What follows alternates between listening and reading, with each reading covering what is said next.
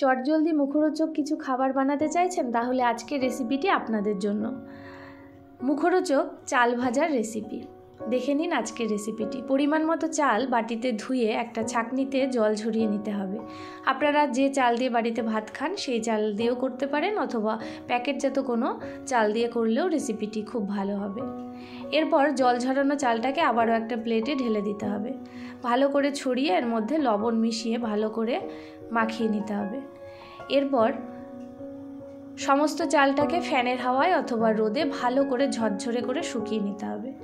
এরপর কড়াইতে তেল গরম করে একটা ছাঁকনি বসিয়ে অল্প অল্প করে চাল দিয়ে এইভাবে ভাজতে হবে। এই প্রসেসে ভাজলে ভাজাগুলো বেশ ভালো হয়, পুড়ে যাওয়ার কোনো সম্ভাবনা থাকে না, আর কড়াই থেকে তুলতেও খুব সুবিধে হয়। কোনো হাতা খুন্তির প্রয়োজন নেই, এই প্রসেসেই চালগুলো ভাজলে খুবই ভালো হবে।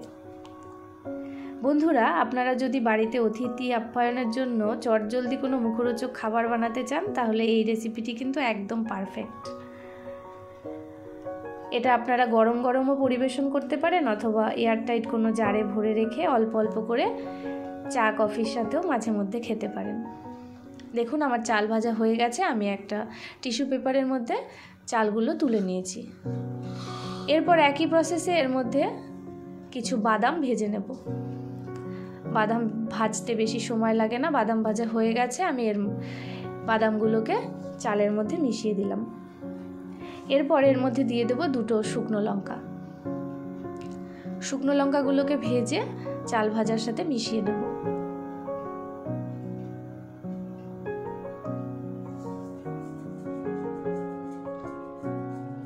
আবারও একই প্রসেসে ছাঁকনিটা বসিয়ে দিয়েছি। এরপর এর মধ্যে দিয়ে দিলাম কিছু কারি পাতা। কারি পাতা দিলে চাল ভাজার গন্ধটা খুব সুন্দর আসে, খেতেও খুব ভালো হয়। কারি পাতা ভাজা হয়ে গেছে। তেল ছেঁকে আমি কারি পাতাগুলোকে চাল ভাজার মধ্যে মিশিয়ে দিলাম। এরপর এর মধ্যে দিয়ে দেব গোলমরিচের গুঁড়ো, বিট লবণ আর চাট মশলা। আপনারা চাইলে আমচুর পাউডারও দিতে পারেন, খুবই ভালো হবে। আমার কাছে ছিল না তাই দিইনি। সব উপকরণ ভালো করে মিশিয়ে নিলেই রেডি আমাদের মুচমুচে মুখরোচক চাল ভাজার রেসিপি।